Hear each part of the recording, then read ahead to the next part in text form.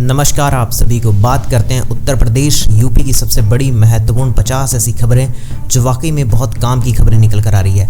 आपको नहीं पता सारी खबरें, तो आज जानेंगे सारी खबरों को। और साथ ही साथ जैसा मैं आपको बता रहा हूं कि हर दिन आपको बताऊंगा एक नया बिजनेस आइडिया, तो आज की इस वीडियो में आपको एक नया बिजनेस आइडिया भी जानने को मिलेगा।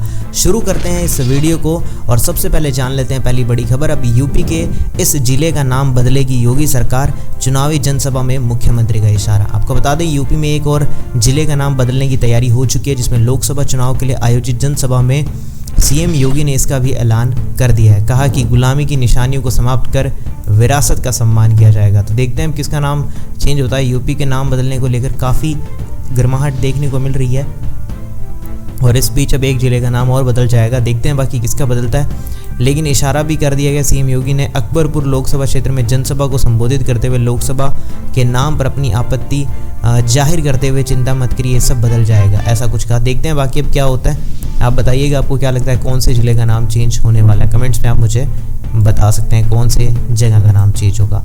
चलिए इसी के बाद जान लेते हैं अगली बड़ी खबर। एसडीएम ज्योति मौर्य का परिवार फिर चर्चा में, देवर पर देवरानी ने लगाया जानलेवा हमला करने का आरोप। आपको बता दें अपने पति से विवादों के चलते काफ़ी सुर्खियों में रही थी। आपको पता है पीसीएस अधिकारी ज्योति मौर्य, अब उसके बाद उनका परिवार अब सुर्खियों में। जी हाँ, ज्योति मौर्य के पति आलोक मौर्य का परिवार इन दिनों मुश्किल में आ गया है। जी हाँ, अपने पति से विवादों के चलते सुर्खियाँ काफ़ी आई थी, आपको पता है। और ज्योति मौर्य के जो पति आलोक मौर्य का परिवार इन दिनों मुश्किलों में आ गया। इस बार ज्योति की जो देवरानी पर शिकंजा कसता हुआ नजर आ रहा है। जी हाँ, दरअसल जो ज्योति मौर्य है कि देवरानी शुभ्रा मौर्य पर उनके पति विनोद कुमार मौर्य ने जानलेवा हमला करने का आरोप लगाया। तो ये कुछ खबर देखने को मिल रही है। एक बार पोस्ट करके पढ़ना चाहो तो आप इस खबर को डिटेल में पोस्ट करके पढ़ सकते हो।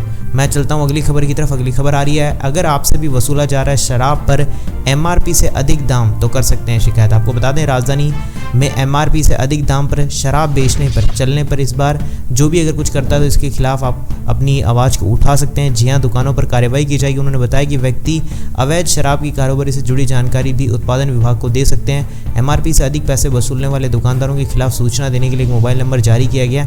लोगों को अपील की गई है अगर कोई दुकानदार ज़्यादा पैसा वसूलता है तो शिकायत करे।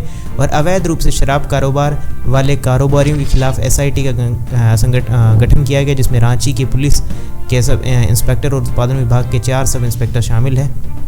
तो ये डिटेल दी गई है, इस पर आप शिकायत भी कर सकते हैं अगर कोई ज़्यादा एमआरपी से ज़्यादा अगर किसी पर भी अगर कोई शराब बेचता है तो।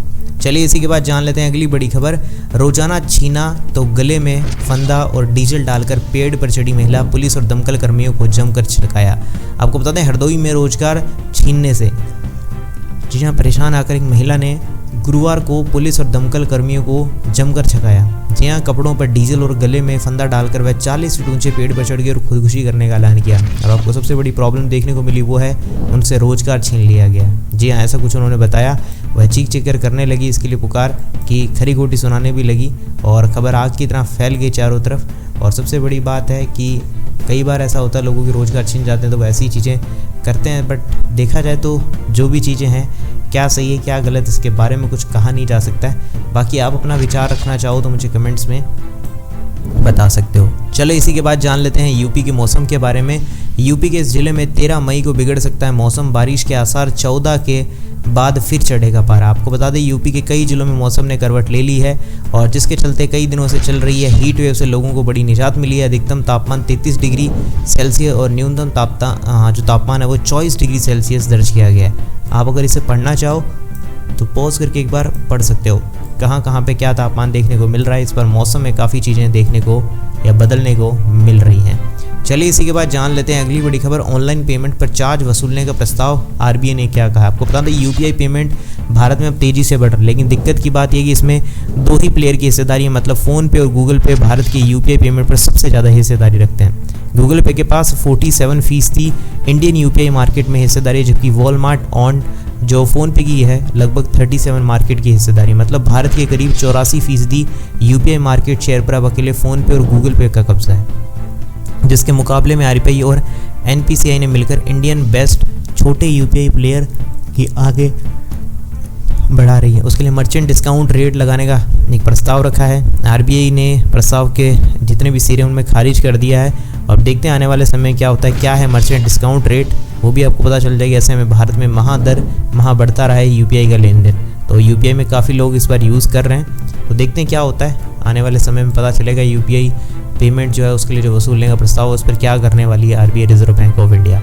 इसी के बाद जान लेते हैं अगली बड़ी खबर। एसटीएफ को बड़ी सफलता, गोरखपुर में दबोचा गया लॉरेंस बिश्नोई गैंग का गुर्गा। आपको बता दें यूपी जो एसटीएफ है, जी हाँ, एक बड़ी सफलता मिल गई है। गोरखपुर हरियाणा एसटीएफ ने लॉरेंस बिश्नोई के जो गुर्गे हैं उनको गुरुवार की देर शाम को चिलवाताला क्षेत्र में बरगद गांव से गिरफ्तार कर लिया है। बाकी और डिटेल में अगर पढ़ना चाहो तो इसे यहाँ पर पोस्ट करके एक बार पढ़ सकते हो, सारी की सारी डिटेल यहाँ पे मेंशन दी गई है। चलिए इसी के बाद जान लेते हैं अगली बड़ी खबर। रिटायर आईपीएस सहित 17 के विरुद्ध दर्ज होगी एफआईआर, कोर्ट ने किया है आदेश जारी। आपको बता दें सेवानिवृत्त आईपीएस अफसर रामेंद्र विक्रम सिंह सहित 17 व्यक्तियों के विरुद्ध थाना शिवगुटी में एफआईआर दर्ज कराने का आदेश स्थानीय जो न्यायालय उन्होंने दे दिया है। जी हाँ, और क्यों दिया है, इसके पीछे क्या कारण है, इसको एक बार पोस्ट करके पढ़ना चाहते हो तो एक बार पोस्ट करके पढ़ सकते हो। चलिए इसी के बाद जान लेते हैं अगली बड़ी खबर। अगली खबर निकल कर आ रही है और उसमें जानेंगे हम बिजनेस आइडियाज़ के बारे में। सिर्फ 50,000 रुपये में शुरू कर सकते हैं बिजनेस, मंथली होगी 80,000 रुपये की तक की कमाई। आपको बता दें अभी के टाइम में आर्टिफिशियल जो ज्वेलरी होती है वो काफ़ी अच्छे चीज़ों में देखने को मिल रही है, क्योंकि पता है अभी तक शादियों में देखा जाए तो ज़्यादातर लोग आर्टिफिशियल जो ज्वेलरी होती है उन्हीं को पहनना पसंद करते हैं। इसमें आपको सिर्फ 50,000 रुपये एक बार खर्च करने होंगे, इसके बाद आप 60 से 80,000 रुपये तक महीने का कमा सकते हैं। जी हाँ, दरअसल हम बात कर रहे हैं आर्टिफिशियल जो ज्वेलरी होती है उसमें खासियत ये है कि आप इसे ऑनलाइन और ऑफलाइन दोनों में सेल कर सकते हैं और इस बिज़नेस में कमाई की कोई लिमिट ही नहीं है, क्योंकि आपको पता है कि इसमें सबसे ज़्यादा लोग पैसा खर्च देते हैं, क्योंकि सबको अच्छा लगता है, बस दिखने में अच्छा होना चाहिए।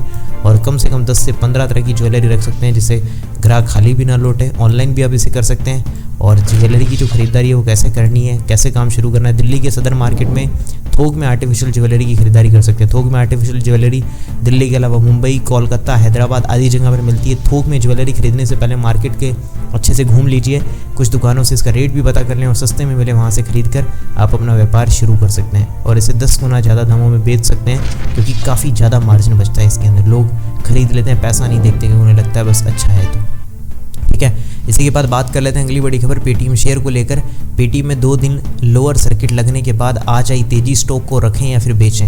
आपको बता दें पेटीएम फिनटेक कंपनी पेटीएम अभी चर्चा का विषय। कंपनी के शेयरों में उतार चढ़ाव देखने को मिला। गुरुवार के सत्र में पेटीएम के शेयर में अपर सर्किट लगा है, जबकि बुधवार को पेटीएम स्टॉक में लोअर सर्किट लगा था। जैसे में तो कंफ्यूज हो गए क्या करना चाहिए, क्योंकि पेटीएम का हाल अभी पूरा का पूरा गड़बड़ाया हुआ है इसी वजह से।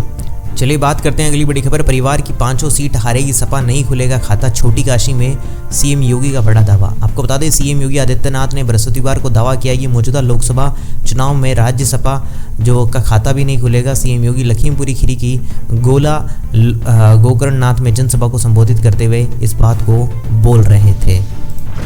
चलिए इसी के बाद जान लेते हैं अगली बड़ी खबर। 10 बैंक अकाउंट से निकले अगर पैसे निकाल रहे थे गुरुचरण सिंह, पुलिस बोली क्रेडिट कार्ड से ट्रांसफर हुए हैं पैसे। आपको बता दें तारक मेहता उल्टा चश्मा के जो एक्टर गुरुचरण सिंह का 22 अप्रैल के बाद से कुछ पता नहीं चला है। अब उनके परिवार वाले तलाश में जुटे। इन सबके बीच में पुलिस सूत्रों के अनुसार गुरुचरण सिंह वित्तीय लेन देन के लिए कई बैंक खाते रखते थे और खराब बैंकिंग स्थिति के बावजूद अक्सर क्रेडिट कार्ड का इस्तेमाल कर रहे थे। उसके बावजूद वो लापता हो गए। दिल्ली पुलिस की जाँच में स्पेशल चैन से उसी समय मामले की जाँच शुरू हो गई। 50 वर्षीय गुरुचरण सिंह को दिल्ली में अपने माता पिता से मिलने के बाद मुंबई जाना था, उसके बाद से वह एयरपोर्ट से लापता है। हालांकि 22 अप्रैल के बाद गुरुचरण सिंह का कोई पता नहीं है। एक चौंकाने वाला बयान में पुलिस ने बताया गुरुचरण सिंह 10 से अधिक बैंक अकाउंट चला रहे थे। आधिकारिक सूत्रों ने बताया कि गुरुचरण सिंह की खराब बैंकिंग कंडीशन के बावजूद उन्होंने कई खाते बना रखे थे। रिपोर्ट्स के मुताबिक उनके पैसे निकालने और एक कार्ड से दूसरे ट्रांसफर करने के लिए क्रेडिट कार्ड का इस्तेमाल किया है। उन्होंने बताया है कि गुरुचरण सिंह ने आखिरी बार एटीएम से 14,000 रुपये निकाले थे और इसके बारे में कोई जानकारी उपलब्ध नहीं है। पता नहीं अभी तक कहाँ है इसके बारे में, बाकी आने वाले समय में पता चलेगा। कुछ और रिपोर्ट आती है तो मैं आपको बताता हूँ। आप और डिटेल में अगर पढ़ना चाहो तो ये यहाँ पे पोस्ट करके पढ़ सकते हो। चलिए इसी के बाद जान लेते हैं अगली बड़ी खबर। महाराणा प्रताप की प्रतिमा पर माल्यार्पण के दौरान हादसा, नगर पालिका की क्रेन पलटी, वीडियो हो गया पूरा वायरल। आपको बता दें यूपी के मैनपुरी में महाराणा प्रताप सिंह की जो प्रतिमा है उसका माल्यार्पण के दौरान हादसा हो गया। माल्यार्पण के दौरान नगर पालिका की जो क्रेन है वो अचानक से पलट गई। क्रेन में करीब 5 लोग चढ़े हुए थे इसी वजह से। चलिए इसी के बाद जान लेते हैं अगली बड़ी खबर। बायजूस ने बदली है रणनीति, अब अभिभावकों को डराकर कोर्स नहीं बेचेगी कंपनी, फीस में 30% तक घटाई। आपको बता दें मुश्किलों में घिरी एडटेक कंपनी बायजूस ने अपना पूरा का पूरा तरीका बदल दिया है कोर्स बेचने का। हालांकि अब कंपनी ने अपने गिरते रेवेन्यू और मनोबल को बढ़ाने के लिए ग्राहकों से अधिक सहानुभूति रखने वाले सेल्स अप्रोच को अपनाने का फैसला लिया। इतना ही नहीं, कंपनी ने अपने कोर्सेज की फीस को भी 30% तक घटा दिया। यानी कि अब जो पहले करते थे कि किसी को थोड़ा सा ऐसा था कि पूरा का पूरा अपनी पिच को इस तरह से रखते थे ताकि पूरा का पूरा प्रेशराइज करके पेरेंट्स को, ठीक है, सपना दिखाकर उन्हें कैसे ना कैसे कोर्स सेल कर देते। लेकिन अब वो चीज़ नहीं कर रहे हैं, वो चाहते हैं कि सही तरीके से किया जाए और फीसेस को भी कम कर दिया गया। अब बाकी आपको क्या लगता है, इससे कुछ हेल्प हो पाएगा? क्या है रणनीति, आप मुझे कमेंट्स में बता सकते हैं। चलिए इसी के बाद जान लेते हैं अगली बड़ी खबर, मुंबई पुणे हाइपरलूप ट्रेन। आपको बता दें मुंबई से पुणे का सफ़र 25 मिनट में होगा, पूरा देश में दौड़ेगी पहली हाइपरलूप ट्रेन। जी आपको बता दें महाराष्ट्र सरकार ने हाइपरलूप प्रोजेक्ट को मंजूरी दे दी है। इससे अब मुंबई से पुणे की दूरी जो घंटों में पूरी होती है वो मिनटों में पूरी हो जाएगी। मौजूदा समय में ट्रेन से 3 घंटे का, फ्लाइट से 45 मिनट का समय लगता है, लेकिन हाइपरलूप ट्रेन से सफ़र सिर्फ 25 मिनट में पूरा हो जाएगा। वाकई में बहुत बड़ी चीज़ है। हाइपरलूप ट्रेन पुणे में इसका ट्रायल चल रहा है। मीडिया रिपोर्ट्स के मुताबिक इस ट्रेन का प्रोजेक्ट ट्रायल पुणे में शुरू हो चुका है। इसके लिए 100 मीटर लंबी वैक्यूम ट्यूब बनाई गई। इसमें ट्रायल चल रहा है कि स्पीड को लेकर योजना कारगर साबित हो रही है। उम्मीद जताई जा रही है कि 2032-33 तक पुणे से मुंबई के बीच में हाइपरलूप ट्रेन चलना शुरू हो जाएगी। हाइपरलूप ट्रेन मुंबई के वीकेसी यानी कि बांद्रा कुर्ला कॉम्प्लेक्स से शुरू होकर पुणे के वाकड़ तक जाएगी, यानी कि करीब 117.5 किलोमीटर की सफ़र को तय करने वाली है। और हाइपरलूप ट्रेन का किराया कितना होगा? कहा जा रहा है कि देश की हाई स्पीड ट्रांसपोर्टेशन की ज़रूरत है। ऐसे में हाइपरलूप टेक्नोलॉजी इस कमी को पूरा कर सकती है। इसमें लो प्रेशर ट्यूब के जरिए फ्रिक्शन और वाइब्रेशन को कम कर दिया जाता है, जिससे स्पीड काफ़ी बढ़ जाती है और इसका किराया भी फ्लाइट के मुकाबले आधा ही रहेगा। और इससे सबसे सुरक्षित ट्रांसपोर्टेशन में से एक माना जाता है। मुंबई से पुणे के बीच हाइपरलूप ट्रेन का किराया 1000 रुपये से लेकर 1500 रुपये तक होगा। अब आने वाले समय में पता चलेगा ये कितनी कारगर रहती है। और वाकई में देखा जाएगा ये ट्रेन बन जाएगी हाइपरलूप वाली तो वाकई में बहुत बड़ी बात है, क्योंकि इसमें स्पीड बहुत फास्ट होने वाली है। तो ये थी आज की सबसे बड़ी उत्तर प्रदेश यूपी की काम की बड़ी खबरें। कैसी लगी आपको सारी की सारी खबरें, मुझे एक बार कमेंट सेक्शन में बता सकते हो। फिर भी कोई आपका डाउट, कोई सवाल है तो मुझे बताइएगा। और हाँ, वीडियो को लाइक नहीं किया, लाइक कर दीजिए। चैनल को सब्सक्राइब करके घंटे के निशान को दबाना मत भूलिएगा। मैं मिलूंगा ऐसी अच्छी और वीडियो के साथ, तब तक के लिए जय श्री राम, जय हिंद, वंदे मातरम।